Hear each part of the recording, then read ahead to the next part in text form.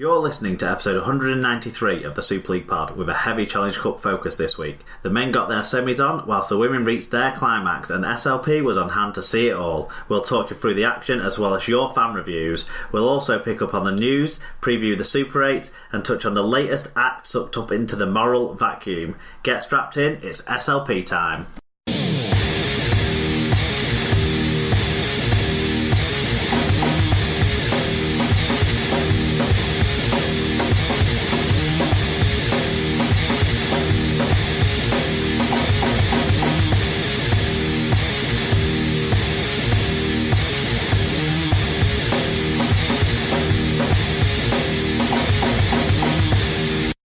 Hello listeners and welcome along to episode 193 of the Super League Pod. I'm your regular host Mark, and joining me this week on the show, in person in the podcast studio as it once was, is Leigh Whitnell, Wire fan. Absolutely delighted, I assume, after the weekend's results. I tickled pink. I am absolutely. That's fantastic. funny because I'm literally after being sat in the on the sun start. It's ridiculous. Two afternoons sat in the sun. Basically. Wow, you never learn though. I feel like I've heard you say that a few times. You've never heard of sun cream. My ears have been on fire all day at work. It's ridiculous. Yeah, we forgot sun cream on Saturday going to the women's Challenge Cup final, but I'd remembered that I should take it on Sunday, but I wasn't sure where I was sat in the stadium if I'd get sun on me or not. So I didn't take it. Being paler of skin though, you probably should. Well, you know. And there is a massive Tesco's right next to the stadium, so. At Warrington there is, yeah. Well, to be honest, we were sat there, Dom pulls out his sun cream, starts putting that on it, and I was like, oh Emma, we could, and then I was like, oh, the horse has bolted.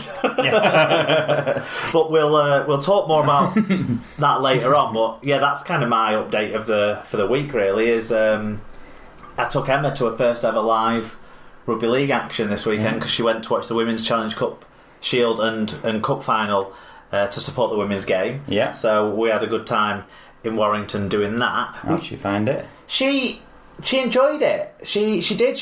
She doesn't like the injuries, and we'll talk about it a bit more later on. But the Stanningley game in particular, you know, it was like a scene out of Platoon or something. They had that many women down at one point. Did Stanningley that it was just a war zone for them. But so she doesn't like that. Yeah. And one of the players got knocked out right in front of us in one of the games. I can't remember now which one it was, but one of the players got knocked out right in front of us, and she really didn't enjoy that, but she enjoyed the action. She could tell as well that the cup game between two Super League sides was being played at a better pace and intensity, and for someone who doesn't follow the game at all, she could pick up on quite a lot. So she's obviously absorbed a bit, sat watching games without really trying to watch them over the years. So that was good. What about you? What have you been up to? You've been sunning yourself? I have, yes, yeah. Been, red. That's it. Yeah, a bit more successfully than yourself. This is successful. I've been in Corfu. I had a week and a bit off work, which has been like very much needed.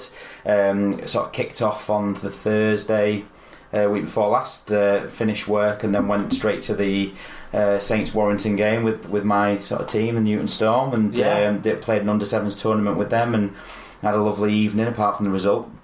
And then after that we got up on the Friday morning and went straight to Corfu. So I had a week in Corfu and then come back and bookended my trip with the semi-final. Yeah, so it's been a good week and a bit. So you mentioned the Newton Storm. Last time you were on, we were following your journey through the coaching badges, right? And it was early doors. Season hadn't started yet, has it? You were getting the lads together. It had started, It was very early. It was April, I think, wasn't it? It was in the time when Steve McNamara was a rugby league pariah, but that was it, back in those days. But I think it had just started, and we'd just played a couple of games. We've sort of got through more than half of our season now. We're in our summer break now. All the sort of youth rugby stops now until September, but.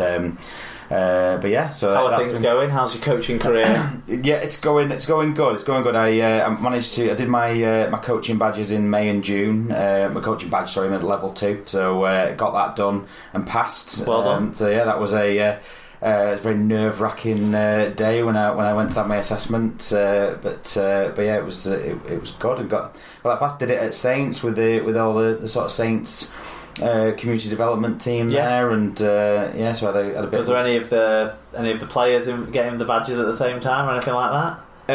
There was. I mean, I don't know whether you know. There was Leon Tatlock who used to play under 19s. He plays for Thatto Heath now. Right. He was getting his, and Gareth Greenwood, who used to play for Halifax. He was a hooker for Halifax back in the day. They were in my little group, sort of getting that. But most of it was sort of enthusiastic dads. Yeah, pretty much all of them. But it was good that some of the first team were knocking around at Saints. When I was there and stuff, so it was good to see Alex Walmsley in the gym and stuff. Wow, how's he doing? Yeah, it was. Looks like he's lifting. So yeah, wow. Hopefully he'll be back soon for rugby and for England and definitely. Well, Saints, well, they might need a boost. Yeah. That's going to be a fun thing to talk about. So, what about on the field? On the field, we have won our first game, which was a big thing. It took a while coming. We drew 3, and we thought like a win was coming, and then we played sort of Pilks and a few teams like that are absolutely, even at that level, they're just unbelievable. They're crazy good. And West Bank Bears, the Widnes team, they're another really good team. So we played some really good ones that absolutely destroyed us, and then then we managed to pick up our first win against Langworthy, so that was good. And the kids are enjoying it. They all enjoy it. They come back week after week. They're loving it. So that's the main thing, isn't it? Just like keeping them interested in the sport. That's kind of my main goal, really. So that's good. Well done. Yeah. Right, we're gonna talk about some news on the show soon. We've not got loads of news, but we'll rattle through what's been going on because there's a few bits to catch up on.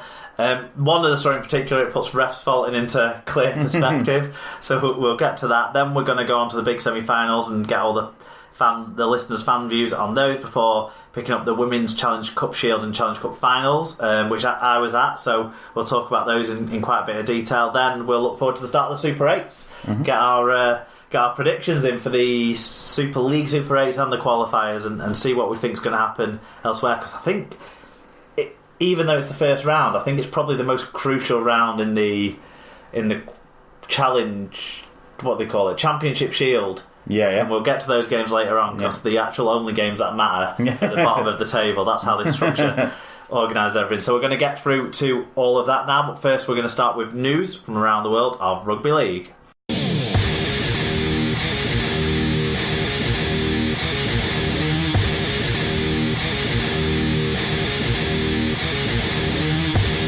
It's news now sponsored by RunDom.Run. Every year, Dom does stupid runs in stupid costumes to raise money for Martin House, and this year is like no other because Little Warden is going to match any donation by the SLP listeners to RunDom.Run. Just leave hashtag SLP family in the donation comment when you link through to the Just Giving page, and Little Warden, our previous sponsors of the news section, will match your donations. Dom this weekend did the York 10k dressed as a parrot.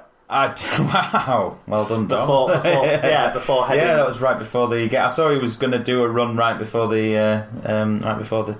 Yeah, I think he missed the first semi-final as a result, and got in time to see the second one. Yeah, look, you're so full of glee, aren't you?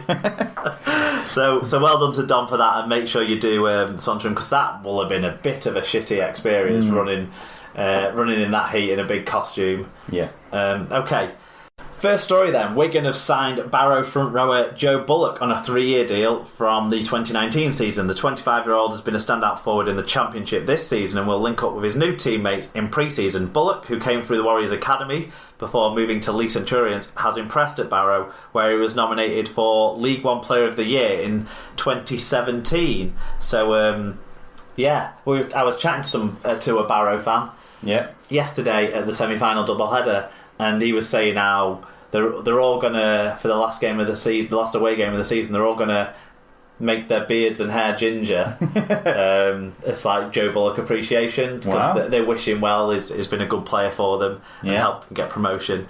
So is this just a guy that's just a late developer? You know, he obviously came through your academy to an extent. Yeah, he's as big as Ginger used to be a winger is what they sing. So he's very fast for a prop forward. He's quite mobile for a prop forward, but he's a big bloke. He came through as a winger in Wigan's academy and never really quite cut it. 25 years old, he would have come through the same sort of group-ish that George Williams and Ryan Hampshire would have been in. I think they would have been the younger players in his academy side, but yeah, not tons of that group. Played many games for Wigan for that sort of age group, really. So he had to go away, learn things a little bit differently, and he's coming back to Wigan. So I think that's a great story.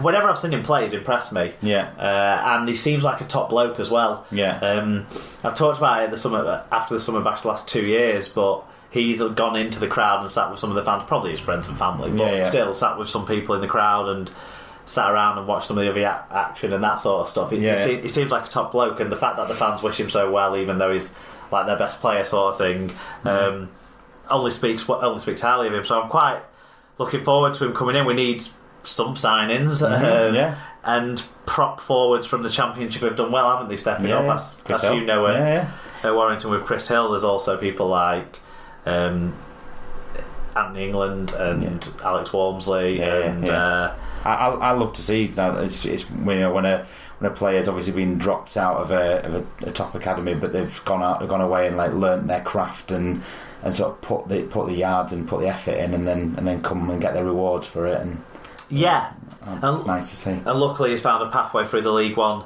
sort of stepping up process, and he's been able to step up, hasn't he, through League One, then play Championship.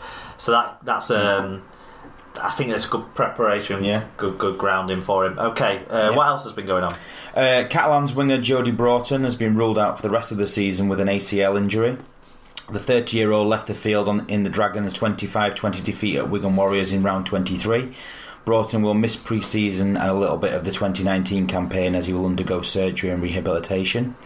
I didn't actually obviously I was on holiday when that game was played. I didn't know that he'd been injured, and I didn't notice that he wasn't playing on well, they didn't really go down the edges. They didn't. They were romping down the middle. He hasn't necessarily been playing much, has he? This year anyway. He had a really good performance at Magic Weekend, but that aside, I can't remember him seeing too much in the golden sort of run that Catalan have been having. But he went into the advertising board in saving a try in the Wigan game, and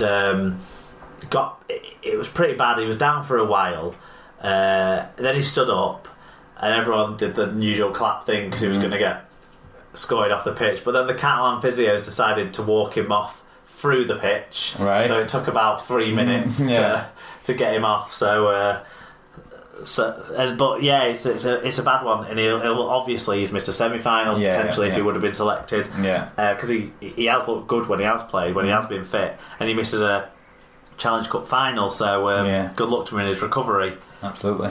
I still think he's probably, even with an ACL injury, the fastest quantity surveyor that I know. Widnes hooker Aaron Jeremiah has confirmed that he will hang up his boots at the end of the season. The 35-year-old has made 98 appearances for the Vikings since joining from Hull FC in 2015. Current vice-captain of the Vikings, Jeremiah has been at the Holton Stadium for the last 4 years.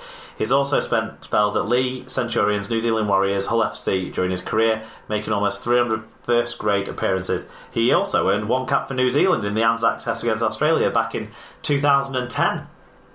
So, do you have any particular memories of Aaron Jeremiah from sort of the other side of the Warrington Widnes divide? I don't really know. I was trying to sort of think about like anything, any sort of experience or memories that I've got, but I don't. He's kind of a name that I know, and he's a player that I've seen. But I don't have any specific memories. Do you sort of have any? I think he does. stand out when Widnes are being really poor, because he's kind of like one of those players who always applies himself and always gives it. And he's lost a bit of pace now, hasn't he? Whereas when he was at Hull FC, he was kind of a change of pace guy for them. Right. And I think Widnes, he was supposed to be that